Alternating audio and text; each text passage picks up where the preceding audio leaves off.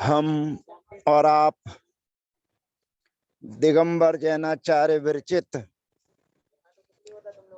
जैन व्याकरण कातंत्र रूपमाला का अध्ययन कर रहे हैं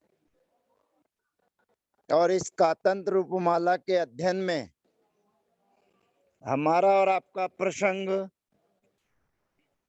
व्यंजनांत पुल्लिंग चल रहा है और इस व्यंजनांत पुल्लिंग में आज हमारे बीच में जो शब्द आ रहा है वह नकारांत शब्दों में पंचन आदि शब्द हमारे बीच में है। सकारांत आदि शब्द जो चल रहे थे उन्हीं शब्दों की सिद्धि हमारे बीच में है। शब्द हमारे बीच में है पंचन, नकारांत शब्द चल रहा है पंचन। और इस नकारांत शब्द से हम ये निर्णय कर ले कि पंचन माने होता है 5। इस पंचन शब्द के रूप एक वचन और द्विवचन में नहीं चलते हैं, बहुवचन में ही इसका प्रयोग होता है। तो बहुवचन में पंचन शब्द से जस विभक्ति लेकर आएंगे और जस विभक्ति के लेके आने पर पीछे पूर्व में हमने कतेस्य जस ससुर लुक संख्यावाची और कति शब्द सकारांत और नकारांत, इन शब्दों की हमने कतेस्य जस ससुर लुक से जस और सस का लुक होता है। जस और सस के लुक हो जाने पर लिंगांत नकार से नकार का लोप हो जाने पर पंच प्रयोग शेष रहता है। और यह पंच शब्द त्रिलिंगी है। यद्यपि ये प्रसंग पुल्लिंग का चल रहा है परंतु स्त्रीलिंग में भी पंच ही बनेगा और नपुंसक लिंग में भी पंच ही बनेगा। तो पहला जस और सस में पंच पंच और भिस विभक्ति के आने पर लिंगांत नकारस से नकार का लोप होकर पंच भी। भ्यस विभक्ति के आने पर लिंगांत नकारस सूत्र से नकार का लोप होकर पंचभ्यः पंचभ्यः। अब विशेष काम हमें करना है आम विभक्ति के लाने पर। आम विभक्ति के लाने पर पंचन धन आम सूत्र हमारे बीच में संख्यायाः शनान्तायाः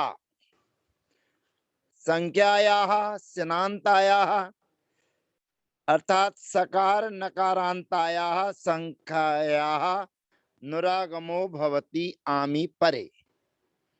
संख्यावाची सकारांत संख्यावाची नकारांत शब्दों से नु का आगम होता है आम विभक्ति के होने पर। अब यह आम विभक्ति है, आम विभक्ति के आने पर नु का आगम होता है। पंचन धन ना धन आम। अब यहाँ पर हमारी स्थिति बन गई है पंचन ना धन आम, माने पूर्व में भी नकार है और एक नकार और आ गया है। अब अगला सूत्र हमारे बीच में आता है नान्तस्य चोपधाया। नान्तस्य लिंगस्य उपधाया दीर्घो भवति सना वामी परे। यह सूत्र कह रहा है कि नांत की उपदा माने ना जिनके अंत में है ऐसे नांत की उपदा को दीर्घ होता है सना वामी आम विभक्ति के होने पर। अब यहाँ पर आम में है आम के होने पर जो पंचन में रहने वाले ना के पूर्व की जो उपदा आकार है, उस आकार को दीर्घ होकर पंचान, ना और आम, ये स्थिति हमारे बीच में है। ना आम का अवयव हो गया है, तो यहाँ पर लिंगांत नकार से, लिंगांत नकार से नकार का लोप, जो पंचन शब्द संबंधी नकार था, उसका लोप हो जाने पर व्यंजन मत्सरम परवर्णम नयेत आदि की सहायता से पंचानाम प्रयोग सिद्ध होता है। पुनः एक बार रिवीजन कर लें। पंचन धन आम, सूत्र हमारे बीच में आया संख्याया शनांताया, अर्थात सकारांत नकारांताया संख्याया नुरागमो भवति आमी परे। संख्यावाची सकारांत और नकारांत शब्दों से नु का आगम होता है आम विभक्ति के होने पर। तो ये आम विभक्ति है और आम विभक्ति के कारण नु का आगम हो जाएगा।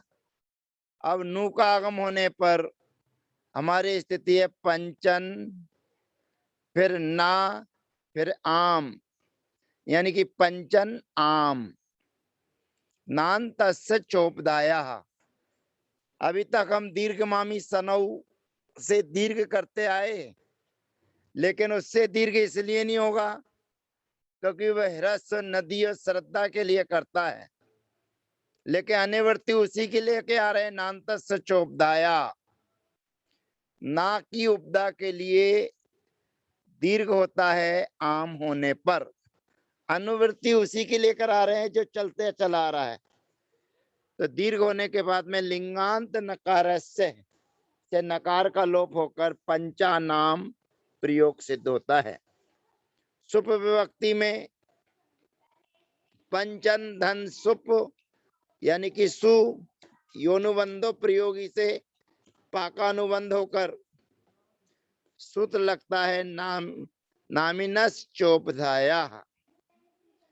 लिंगांत नकार से, लिंगांत नकार से नकार का लोप होकर पंचसु, यह प्रयोग सिद्ध हो जाता है।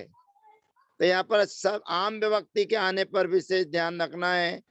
संख्याया शनांताया सूत्र से नु का आगम करना है और नान्तस्य चोपदाया सूत्र के माध्यम से दीर्घ आदेश करके लिंगांत नकार से सूत्र से नकार का लोप होकर पंचानाम प्रयोग सिद्ध होता है। सुप विभक्ति के आने पर लिंगांत नकार से नकार का लोप होकर पंचसु प्रयोग सिद्ध होता है।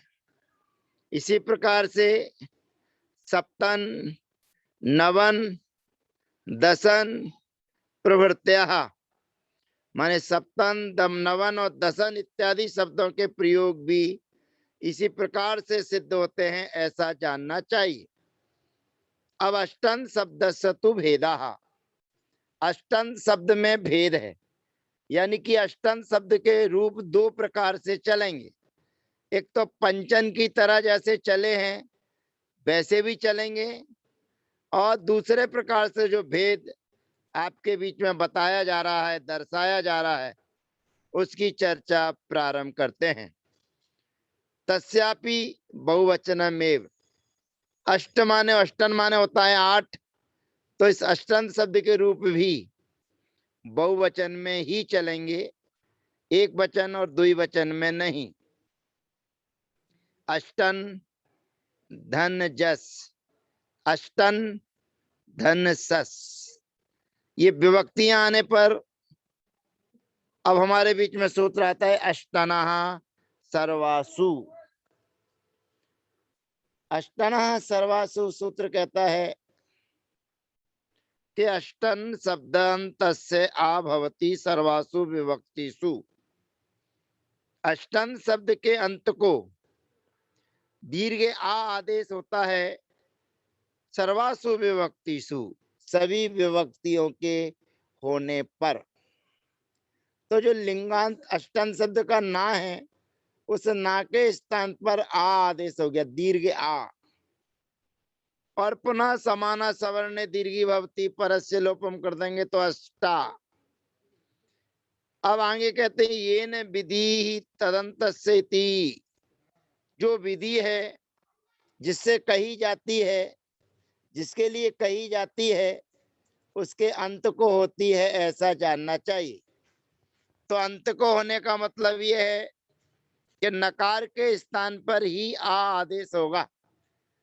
इति नकारस्य आकाराः, फिर सवर्णे दीर्घः, यानी कि समाना सवर्णे दीर्घी भवती परस्य लोपम, सूत्र के माध्यम से दीर्घादेश होकर अभी हमारी स्थिति है अष्टा धन जस अष्टा धन सस। अब अगला सूत्र हमारे बीच में आता है और वह सूत्र जो 302 नंबर का सूत्र है वो हमारे बीच में आकर कहता है कि जहां तुमने लिंगांत नकार को आकार आदेश किया है वहां पर औ तस्मात् जस ससो हो, औ आदेश होता है जस और सस के स्थान पर, लेकिन कहाँ होता है? कहते हैं तस्मात् जस ससो, जहां पर तुमने आकार आदेश किया है। तस्मात् कहने का अभिप्राय है कि जहां तुमने नकार के स्थान पर आकार आदेश किया है वहां पर ही जस और सस के स्थान पर औ आदेश होता है। इसका मतलब ये हुआ कि लिंगांत नकार के स्थान पर जो आ आदेश होता है वह विकल्प से होता है, क्योंकि नित्य हुआ होता तो तस्मात् शब्द लगाने की आवश्यकता नहीं है, और तस्मात् लगे होने से अष्टन के आकार ना के स्थान पर जो आ आदेश हुआ है उसमें विकल्प उत्पन्न हो जाता है। तस्मात् अष्टनः कृताकारात् परयोः जस ससो स्थाने और भवति, अर्थात जहां तुमने जस और सस के स्थान पर आकार आदेश किया है वहां से रहने वाले जस और सस को औ आदेश होता है। अब हमारी स्थिति थी अष्टा धन औ, जस और सस के स्थान पर औ आदेश हो जाने पर ओकारे औ औकारे च, सूत्र के माध्यम से पहला प्रयोग सिद्ध होता है अष्टौ। सस विभक्ति में भी अष्टौ। अब यहाँ पर आकार आदेश करना ही है तो आकार आदेश हो जाने के बाद विस विभक्ति में अष्टाभिः, अष्टाभ्यः अष्टाभ्यः, अब उसके बाद में अष्टाभ्याह के बाद में अष्टानाम, जो अभी सूत्र अपन ने पढ़े थे उसी के माध्यम से नु का आगम होकर अष्टानाम प्रयोग सिद्ध होता है। अब अष्टानाम दोनों व्यवस्थाओं में सिद्ध होता है, पहले वाले में भी और दूसरे वाले में भी। तो यहाँ पर अष्टानाम यह प्रयोग सिद्ध होता है। संख्याया शनांताया सूत्र के माध्यम से नु का आगम होकर यहाँ पर दीर्घादेश होकर अष्टानाम प्रयोग सिद्ध होता है। सब शुभ विभक्ति के आने पर अष्टासु ये प्रयोग सिद्ध होता है। अब हमको थोड़ी सी टीका समझना है। तस्मात् अष्टनः कृताकारात् परयोर जस ससो स्थाने और भवति, तो यहाँ पर अष्टौ अष्टौ तस्मात् ग्रहणम किम अर्थम, सूत्र में अतिरिक्त तस्मात् का ग्रहण क्यों किया है? कहते हैं आत्वस्य अनित्यत्वार्थम, जो आत्व आदेश किया गया है वे उसकी अनित्यता बताने के लिए यानी कि आत्व आकार, आत्व आदेश नित्य रूप में नहीं होता है, ऐसा जानना चाहिए। तेन औत्व अभावे, जहां पर जस और सस के स्थान पर औ आदेश नहीं होगा, वहां पर जस ससोर लुक, यानी कि कतेश से जस ससोर लुक, जैसे पंचन शब्द में हमने कतेश से जस ससोर लुक से लुक किया था, तो यहाँ पर भी जस और सस का लुक हो जाने पर लिंगांत नकार से नकार का लोप होकर अष्ट अष्ट ऐसा प्रयोग सिद्ध होता है। तो यहाँ पर अष्ट अष्ट हो गया। ऐसे ही आकार आदेश होने पर अष्टा भी, और आकार आदेश नहीं होने पर अष्ट भी, यानी कि लिंगांत नकार से लोप। फिर आकार आदेश होने पर अष्टाभ्य, और लिंगांत नकार से लोप होने पर अष्टभ्य। ऐसे ही अष्टाभ्य अष्टभ्य। अब विशेष बात होती है आम विभक्ति के आने पर। आमी आत्वम संख्याया शनांताया इति अत्र अंत ग्रहण आधिक्यात् भूतपूर्व नांताया। आम शब्द के होने पर आत्व आदेश किया जाए अथवा ना किया जाए, लेकिन भूतपूर्व नकारांत शब्द होने के कारण संख्याया स्नांताया सूत्र के माध्यम से नू का आगम होकर नान्तस्य चोपदाया सूत्र से दीर्घ होकर, यद्यपि दीर्घ तो वो पहले से ही है, फिर भी पुनः मानने पर वह दीर्घ आदेश हो जाता है। इसलिए अष्टानाम अष्टानाम दोनों अवस्थाओं में वो दीर्घ ही रहता है। और उसके बाद में शुभ विभक्ति के आने पर आकार आदेश करते हैं तो अष्टासु, और आकार आदेश नहीं करते हैं तो लिंगांत नकार से नकार का लोप होकर अष्टसु। इस प्रकार से अष्टन शब्द के आकार के साथ और बिना आकार के साथ दो प्रकार से रूप सिद्ध होते हैं। जस और सस में विशेष ध्यान रखना है कि आ आदेश होने पर अष्टौ अष्टौ, और आ आदेश यदि नहीं होता है तो अष्ट अष्ट ये प्रयोग सिद्ध होते हैं। बाकी भ्याम आदि विभक्तियों में एक दीर्घ पक्ष में अष्टा भी और एक अष्ट भी यह प्रयोग सिद्ध होते हैं। इस प्रकार से नकारांत शब्द यहाँ पर विराम लेता है। अब आचार्य भगवंत कहते हैं पा फा बा भांता प्रसिद्ध, अर्थात फकारांत फकारांत बकारांत और भकारांत शब्द शब्दकोश में नहीं है, अप्रसिद्ध है। मकारांत पुल्लिंगा किम शब्द, मकारांत शब्द में किम शब्द हमारे बीच में आता है। किम माने होता है क्या, और ये किम शब्द भी सर्वनाम संज्ञक शब्द है। और सर्वनाम संज्ञक शब्द होने पर पूर्व में हमने सूत्र पढ़ा था तैदादी नाम विभक्तौ, अर्थात तैद आदि शब्दों के अंत को आकार आदेश होता है।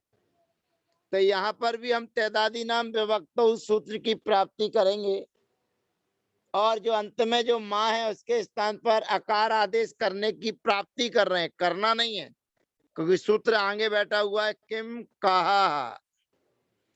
पूरे किम शब्द के स्थान पर का आदेश होता है। का में आकार है।